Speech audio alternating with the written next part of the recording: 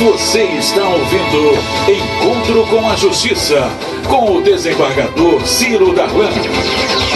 Com o desembargador Antônio Carlos Esteves e Rogério de Oliveira, hoje entrevistando o doutor Léo Almada, que é presidente do Instituto de Estudos de Protestos de Títulos do Brasil, entre outras presidências, e nós queremos homenagear esse nosso convidado de hoje, que também é presidente do clube mais querido do Brasil, o segundo clube mais querido do Brasil, que é o América.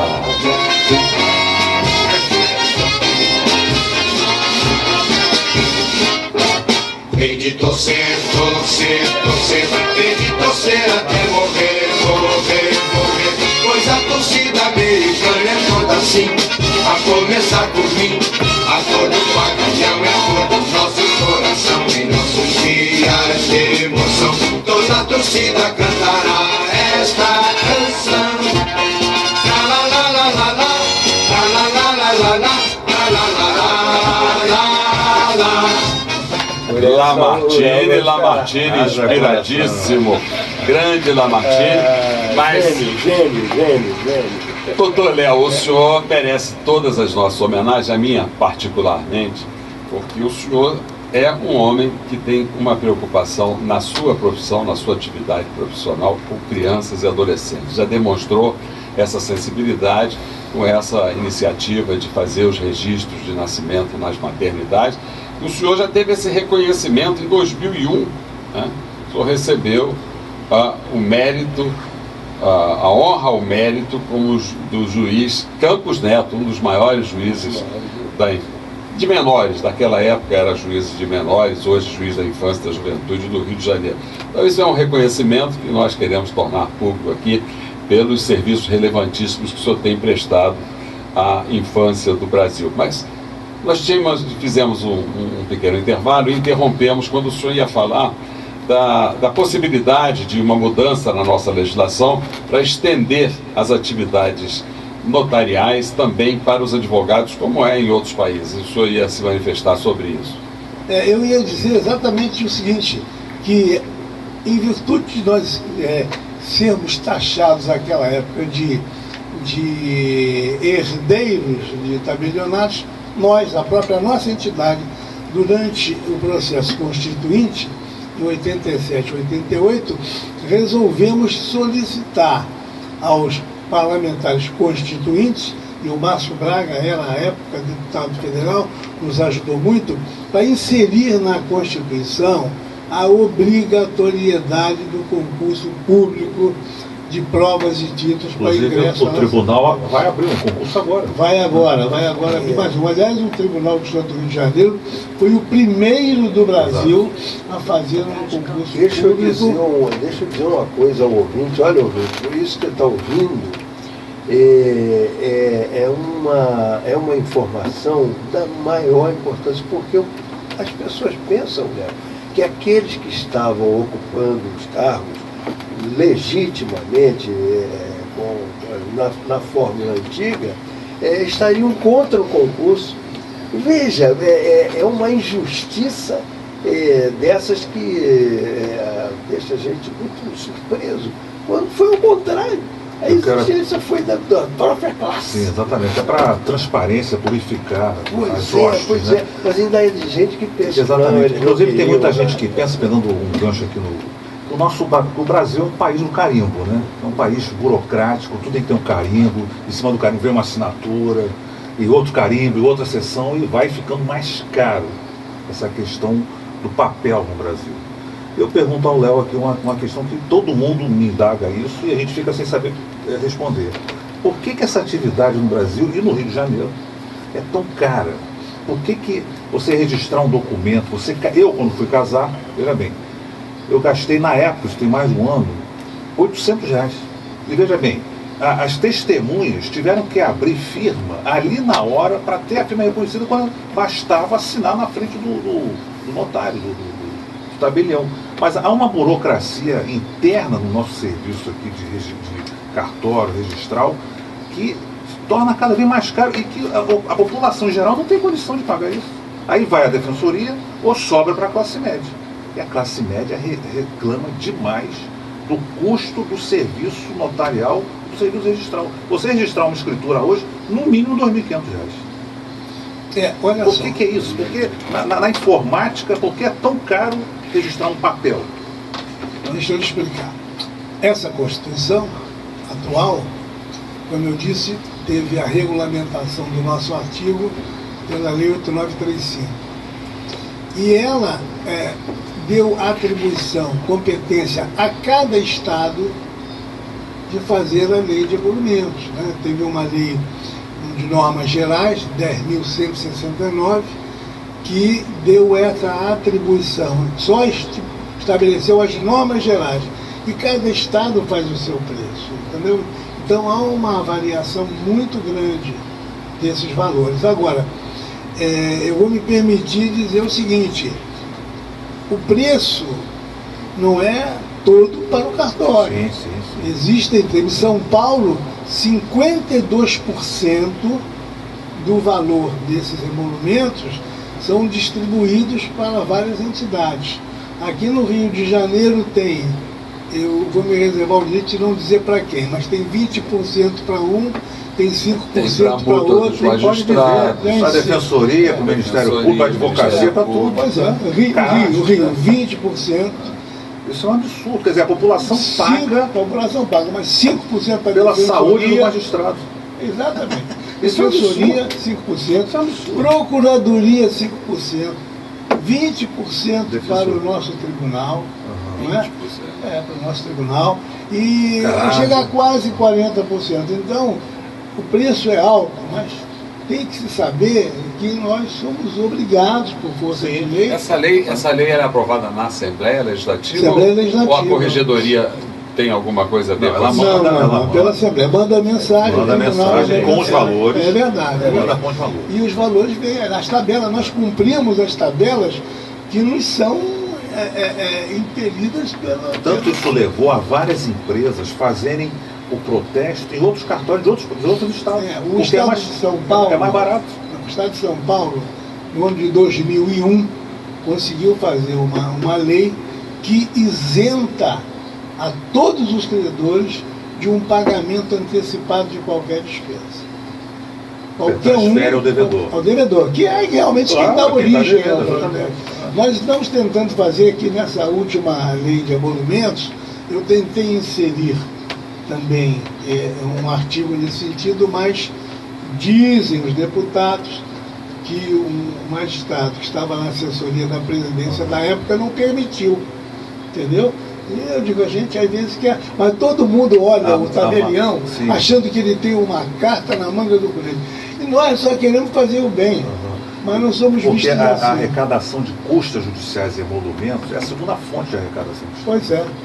Quer dizer, o próprio tribunal não abre mão, porque é o ganha-pão ali do fundo do tribunal. É verdade. Mas eu só estou fazendo essa colocação para mostrar que esse valor alto não é todo do tabelião. Do serviço em si. Não é. Então, é esse esclarecimento. O ouvinte é mais ou menos como o carrinho que você compra, que não vale 10 mil reais, você tem que pagar 50 por causa de impostos. É verdade. Meu querido Léo, vamos brincar um pouquinho aí. O senhor, com tantas atividades honoríficas e fáticas, o senhor ainda encontra tempo para tirar o América da 3ª divisão e colocar o América na 1ª divisão do campeonato do Rio de Janeiro. Como é que é se dedicar a essa paixão? Olha, essa paixão é nata. Meus pais eram América, e naquela época eram 6 irmãos. Veja como a América tinha torcida. 3 dos 6 irmãos eram América, 2 eram Fluminense e 1 era Flamengo. Então, a família só poderia subsistir diante dessa opção. E nessa época, as maiores torcidas do Rio de Janeiro eram América e Vasco. Sabia disso? E hoje o América é a maior torcida, porque é a torcida de todo mundo, é o 2º clube de todo mundo. Só o torcedor do clube que está jogando com o América que não torce para o América. O resto é tudo América. Por isso que eu digo que é a maior torcida do país. Ouvinte, para você que não era nascido por volta de 1960 e tal, o Flamengo disputou um tricampeonato contra o América. E eu vi uma injustiça, porque o Tomires quebrou a perna do Alarcón. Não podia substituir naquela época, né? E quais são os planos, presidente, para o América? O América perdeu aí um estádio em Andaraí, que era um estádio maravilhoso, mas o mercado imobiliário tomou do América. E agora tem a sua sede social. Quais são os planos? Campos Salles está lá. Quais são os planos para um América grande? Os planos são o seguinte: eu não me candidatei a presidente. Eu fui buscado quase que à força, porque achavam que o clube estava numa situação delicada. E como eu tive sucesso nos anos de 82, 83 e 84, eu consegui o único título nacional do América, que é o de campeão dos campeões. Fui campeão da primeira taça Cidade do Rio de Janeiro. Lancei o Edu Coimbra como treinador, irmão do Zico. Então foram me buscar agora, no ano passado, achando que eu podia ajudar o América. E cheguei e vi que a única maneira de salvar o América, mandei inicialmente fazer uma auditoria. Constatamos que estava com 60 milhões de dívidas, o que é pouco comparado com os outros clubes, não é? Então, eu só vi uma condição. A nossa sede, que foi construída na década de 70, estava deteriorada, com parte interditada pelo Corpo de Bombeiros, com parte interditada pela Defesa Civil do município do Rio de Janeiro, com fiação aparente, piscina com os azulejos quebrados, cortando o pé de crianças. Por coincidência, a minha secretária teve um filho que cortou o pé lá. Uma caixa d'água lá em cima, prestes a despencar. Então, pessoal correndo, inclusive, risco de vida. Eu, com a auditoria, constatando a dívida em 60 milhões, com aquele estado precário da sede, que não dava mais para ser frequentada, chamei os poderes do clube e disse: olha, só temos uma maneira de salvar o América, é construir uma nova sede, mas como nós não temos dinheiro, vamos propor às empresas que se interessarem em fazer a nova sede, permitir a elas que construam um shopping e a nossa sede por cima, para que o América passe a ter uma renda mensal, que é um percentual do que esse shopping render. E a empresa que ganhar essa concorrência, ela vai ter que assumir a responsabilidade de pagar todos os nossos débitos durante o período da construção e depois nos dar 5% da arrecadação que o shopping vai ter. E nós estamos nessa luta, o projeto já está pronto, está com o prefeito Eduardo Paz, depois de um ano de estudos, com exigências em cima de exigências colocadas pela Secretaria de Urbanismo. Aliás, quero louvar aqui a secretária Madalena, que é uma excelente servidora, e colocou todas as questões, olha, isso aqui vai dar problema, isso vai dar problema.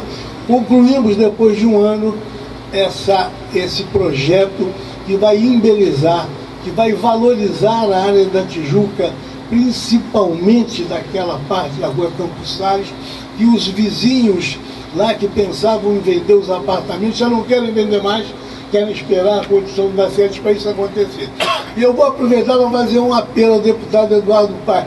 Manda para a Câmara dos Vereadores esse projeto, deputado. Você vai fazer um bem, vai ajudar a revitalizar a cidade do Rio de Janeiro. O América quer colaborar com o senhor. Olha aí, ouvintes, parece que mudamos de assunto, não mudamos, porque o notário público do estilo do Dr. Léo Almada é um homem comprovadamente de ética e de reputação ilibada. Obrigado. Se o Eduardo Paz não atender, vamos apelar para o PP, o Pedro Paulo certamente depois fala no ouvido dele e ele vai atender. Mas voltando aqui ao nosso tema, Léo, o Estado do Rio de Janeiro, todo mundo está dizendo aí, está falido. Mas ele tem uma receita aí muito grande, que são justamente originárias desses tributos em atraso.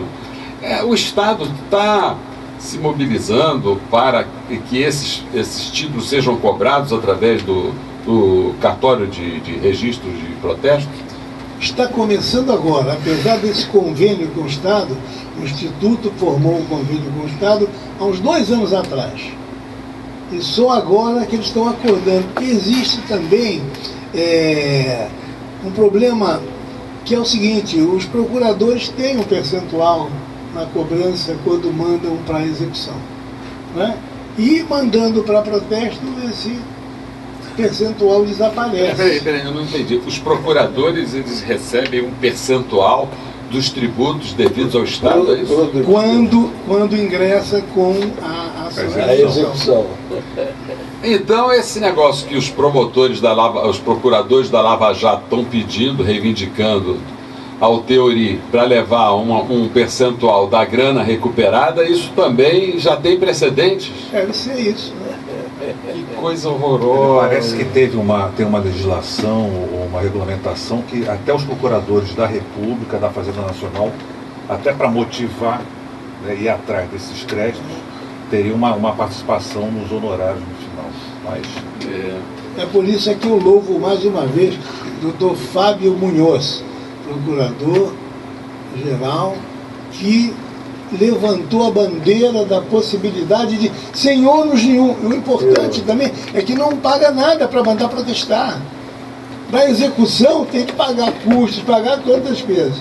Então é a fome para botar de comer. Geralmente uma administração passa para outra, esquece aquilo lá e prescreve tudo. Exatamente. Nós estamos apelando para poder ajudar. É difícil. O vereador Dornelles manda tudo para a gente cobrar, que vão ajudar a melhorar os cofres do Estado. Ouvinte, para que este sistema fosse implementado, passou-se por cima de muita coisa, inclusive de conceitos, porque a certidão da dívida ativa ela era autoexecutável, ela não precisaria disso. Mas se tiver que entrar com a ação, aí então é que não recebe. Olha só, o artigo 585 do antigo Código de Processo Civil já relacionava todos os títulos executivos extrajudiciais.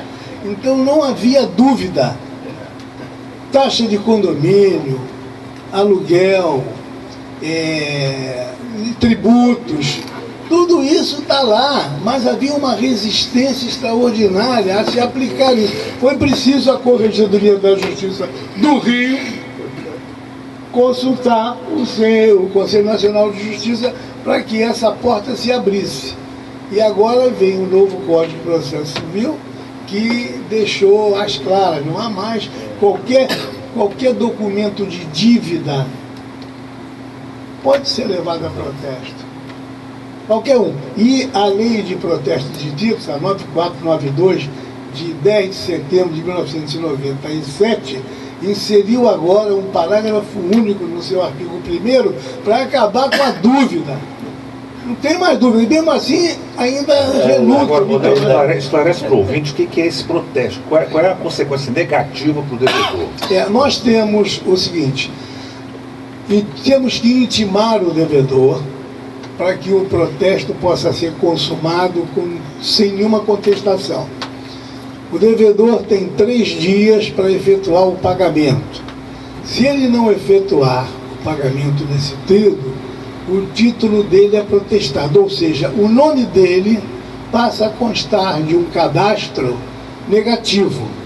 E também, por força dessa mesma lei, nós somos obrigados a fornecer às empresas que cuidam dessa negativação uma relação diária de todos os títulos que são protestados. Quer dizer, esse devedor não consegue mais crédito, não consegue mais cheque, cartão de crédito, mais nada disso. O nome negativado é a morte civil, né? Não tem sombra de dúvida, o indivíduo, então, ele tem a sua recuperação desde que ele efetue o pagamento depois ao credor que leva esse protesto, ele pagando ao credor, ele pode vir ao cartório com a comprovação desse pagamento, o cartório aí dá baixa no registro do protesto e comunica a essas mesmas entidades que o nome dele não pode mais constar da relação.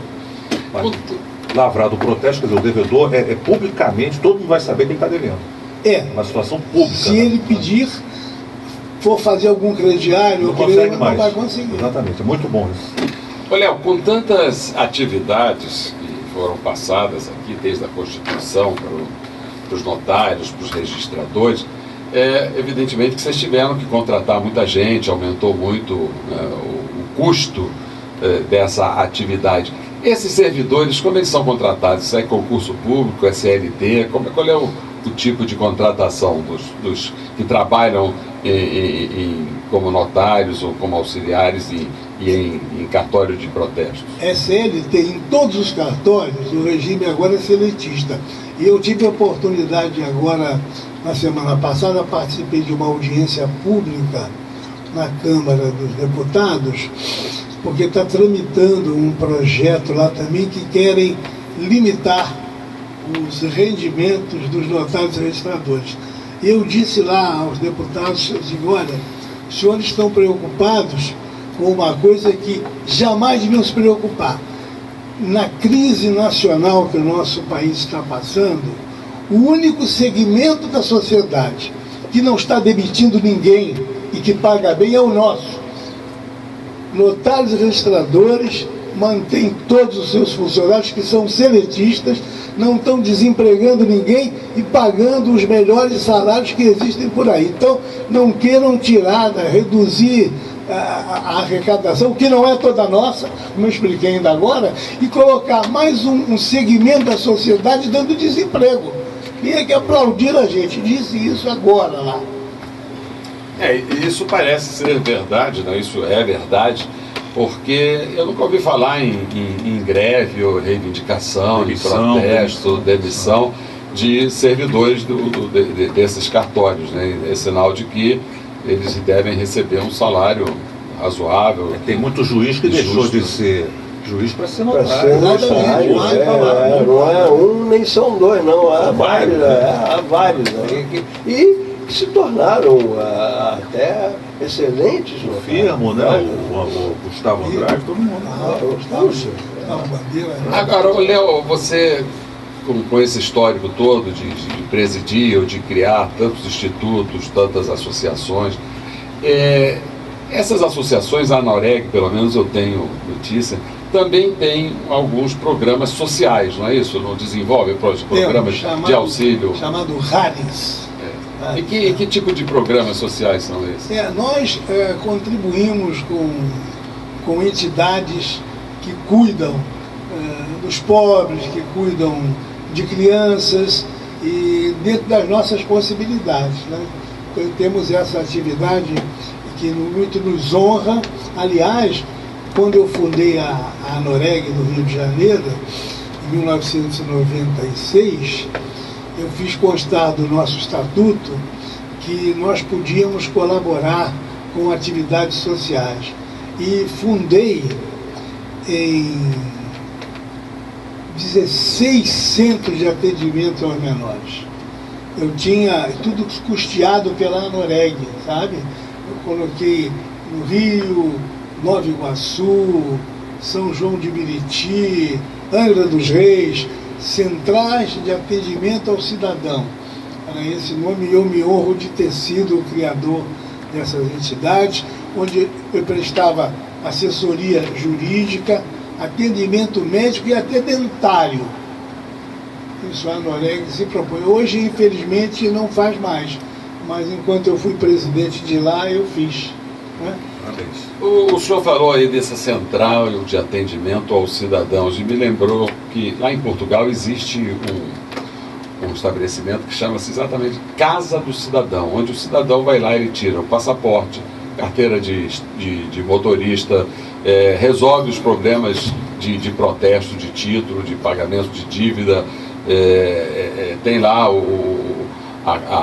o cartão do contribuinte, que é o nosso CPF, tudo isso no mesmo lugar. O senhor que criou esse central de atendimento aos cidadãos não poderia propor ao governo, através de uma proposta da ANOREG, que tem uma força política muito grande, e o senhor mesmo tem uma força política como político que foi e que é um ser político, que é, o senhor inclusive foi candidato várias vezes. Em 2002 só. E o senhor foi líder do PTB, foi um dos homens mais votados no PTB. Com essa força aí, não seria o caso de instituir uma casa onde o cidadão tivesse ali todos os serviços à sua mercê? É uma excelente ideia. Eu vou levar eu hoje sou o presidente de honra só, na ANOREG e do Sindoreg. Só? Como só? E vou levar então à atual diretoria essa sua sugestão, para ver se transformamos isso em realidade. Doutor Léo, uma alegria muito grande recebê-lo aqui, foi bastante inspirador as informações que o senhor prestou, nossos ouvintes aqui necessitavam dessas informações. Felicitar o senhor pelo cidadão que o senhor é, pelos fatos, pelos acontecimentos, pela sua vida toda, agradecer até a Deus por essa vida tão profícua que o senhor tem. E agradecer pela sua presença, com toda essa agenda que o senhor tem. O senhor abriu esse espaço aqui para o nosso encontro com a Justiça. Foi uma alegria muito grande receber. O prazer foi meu e estou sempre às ordens. Obrigado. A Rádio de Verdade apresentou Encontro com a Justiça, com o desembargador Ciro Darlan.